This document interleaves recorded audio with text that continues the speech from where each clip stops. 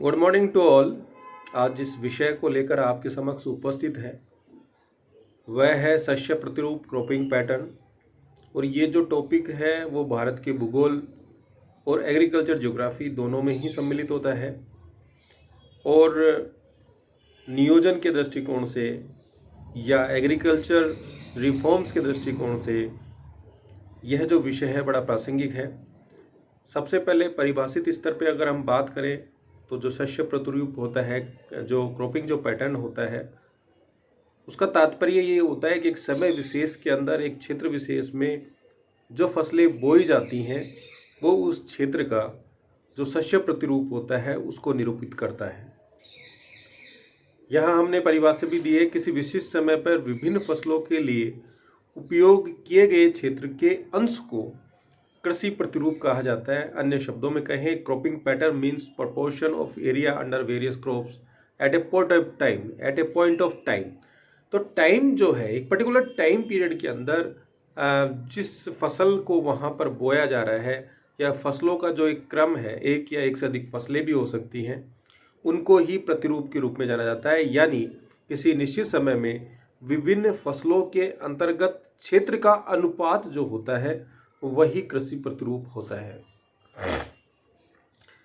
अगर हम इस प्रतिरूप के अंदर किसी फसल के महत्व को समझना चाहें तो इसके लिए एक फॉर्मूला भी दिया गया जिसमें ये कहा जाता है कि कुल बोए गए क्षेत्रफल के अनुपात में उस फसल के प्रतिरूप के रूप में अभिव्यक्त किया जाता है।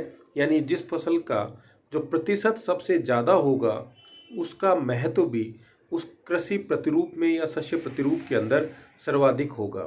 यहाँ इस मैप के अंदर यहाँ ये जो फॉर्मूला दिया है, CP equal to CA upon N, CB upon N, CC upon N dash dash dash CZ upon N into to 100। यानी CZ मतलब जितनी फसलें होंगी। अब यहाँ CP का जो मतलब होता है वो होता है क्रॉपिंग पैटर्न से होता है, जबकि CA, CB, CZ किसी प्रदेश के अंदर जो फसलें होती हैं वो A फसल के अंतर्गत क्षेत्रफल है, B फसल के अंतर्गत है, C फसल के अंदर है। तो और N का मतलब होता है कि उस प्रदेश में कुल कृषि जो भूमि है उसको उससे डिवाइड कर दिया जाता है, तो उसके द्वारा जो प्रतिशत निकलता है तो सर्वाधिक जिस फसल का प्रतिशत होता है उस फसल का महत्व भी उतना ही ज़्यादा वहाँ पर होता है।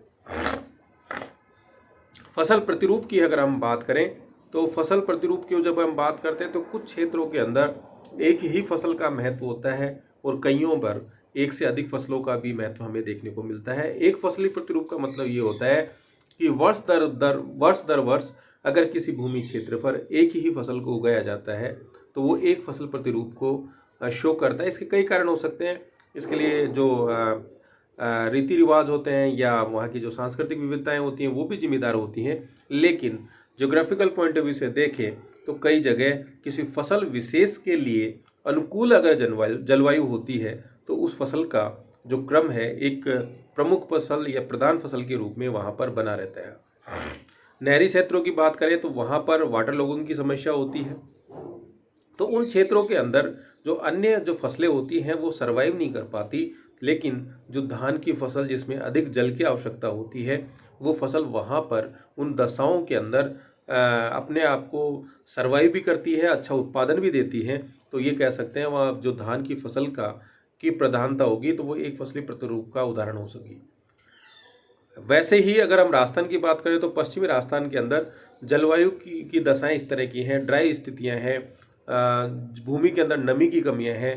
तो वो बाजरे की जो फसल होती है, जो शुष्क फसल ड्राई जो क्रॉप्स होती है उनके लिए अनुकूल होती है, तो वहाँ पर भी एक फसल प्रतिरूप हमें देखने को मिलता है।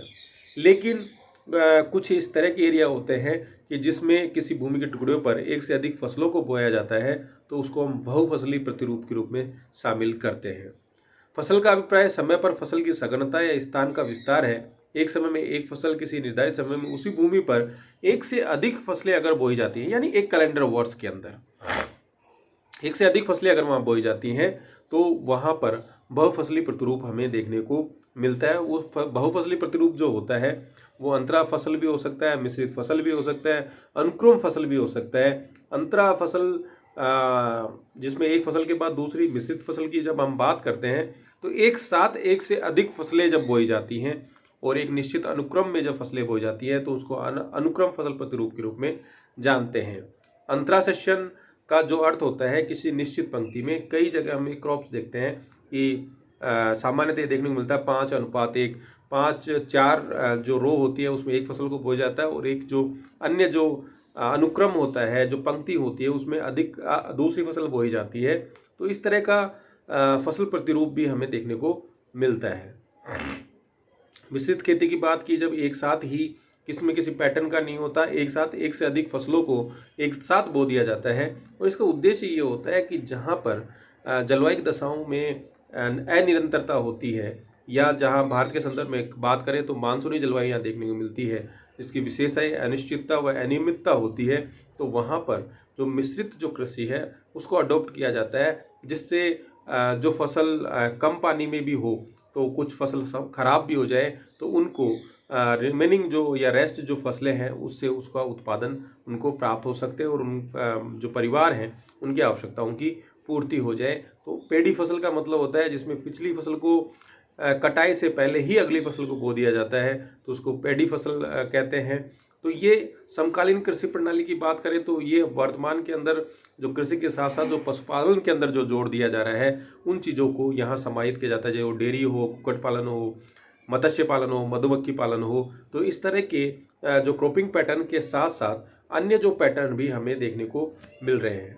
अब कृषि जो प्रतिरूप होता है, जो एक कैलेंडर वर्ष में या एक निश्चित समय के अंदर जो एक या एक से अधिक फसलें बोई जाती है, वो उसके ऊपर अन्य बहुत सारे कारकों का प्रभाव पड़ता है।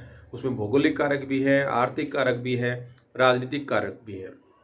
भौगोलिक कारकों की बात करें तो उच्चावच, मृदा, जलवायु, तापमान, वर्षा, ये वहाँ के फसल प्रतिरूप को निर्धारित करते हैं। जैसे उच्चावच की हम बात करें तो अगर उच्चावच असमान है, समतल भूमि नहीं है, तो वहाँ पर एक से अधिक फसलें बोने की संभावनाएं कम होती है, आधुनिक टेक्निक्स को अपनाने में समस्याएं होती हैं, इरिगेशन की समस्याएं होती हैं, तो वहाँ पर उच्चावच का प्रभाव पड़ता है। मृदा की जो प्रोडक्टिविटी होती है, जो मृदा की जो उर्वरक क्षमता होती है, वह भी फसल प्रारूप को प्रभावित करती है। जलवायु की हमने बात की, कुछ आर्द्र क्षेत्र होते हैं, कुछ उपाद्र होते हैं, कुछ शुष्क क्षेत्र होते हैं, तो वहाँ पर उस जलवायु के अनुसार ही कृषि जो प्रतिरूप है उसका अनुसरण हमें देखने को मिलता है। तापमान की स्थिति भी है, अत्यधिक तापमान हो, ड्राई स्थितियाँ हो, तो वहाँ पर जो शुष्क जो कृषि है, ड्राई फार्मिंग की जो स्थिति है वो देखने को मिलेगी।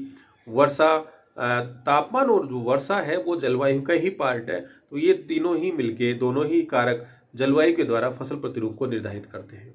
आर्थिक कारकों की बात करें तो आर्थिक कारकों के अंदर ये हो सकता है कि जो बड़ा किसान होता है, जो जिनको हम बिग फार्मर्स कहते हैं, उनके पास बड़ा एरिया होता है, तो वो क्रॉपिंग जो पैटर्न है उसके अंदर नवाचार भी कर सकते हैं, एक से अधिक फसल प्रारूप को अपना भी सकते हैं, या अत्यधिक तकनीकी के द्वारा एक ही फसल के उत्पादन को भी वो प्रोत्साहित कर सकते हैं। उन सिंचाई की बात करें, जहाँ सिंचाई की सुविधाएं ज़्यादा होती हैं वहाँ फसलों के प्रारूप के ऊपर परिवर्तन देखने को मिलता है।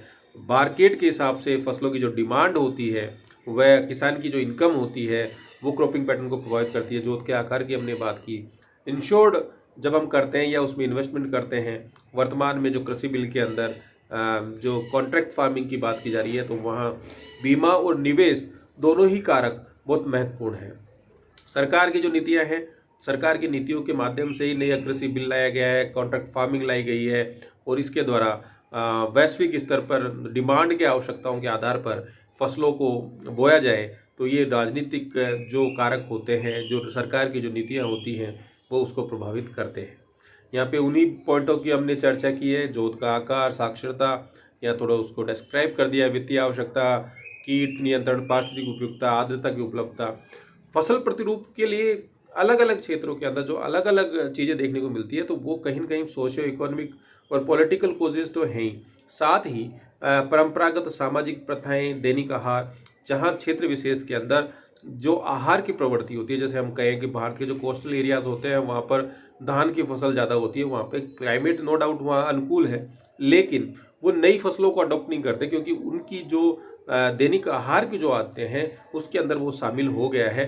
तो वो परंपरागत कारण जो है, या वेस्टर्न राजस्थान के अंदर बाजरे की खेती देख लीजिए, या ईस्टर्न राजस्थान के अंदर गेहूँ, मक्का, तो कहीं न कहीं ये दैनिक आहार से भी चीज़ें जुड़ जाते हैं। स्थानीय पारिस्थितिकी, पर्यावरण अनुकूल खाद्य रोग, कीट नियंत्रण प्रबंधन से भी फसल का बचाव कितना हो सकता है, वो सब चीज़ें प्रतिरूप को निर्धारित करती है। फसलें जो सर्वाधिक लाभकारी होती हैं, जिनसे सबसे ज़्यादा बेनिफिट होता है, जो कमर्शियल बिहेवियर की जो होती हैं, वो भी ये इस बात पे डिपेंड करता है कि सरकार की नीतियाँ, साथ ही कृषक कितना नवाचारों से पोषित है या उसकी जो आय है वो क्या नवीन जो चैलेंजेस है, जो रिस्क है, उसको लेने में कितना सक्षम है, या सरकार के द्वारा उसको बीमा या जो ऋण की जो सुविधाएं हैं वो कितना उसको कवर करती हैं। ये सब फसल प्रतिरूप को निर्धारित करने में महत्वपूर्ण भूमिका निभाते हैं। ऐसी फसलों का संयोजन जो स्थायित्व और जोखिम सुरक्षा देता हो, उसका उसके लाभ को मैक्सिमम जो करता हो, और जो उसकी जो नुकसान की जो पूर्ति करने की स्थिति में हो, तो इस तरह का जो क्रॉपिंग जो कंपोजिशन है या क्रॉपिंग जो कॉम्बिनेशन है, वो भी फसल प्रारूप को प्रभावित करता है। धन्यवाद।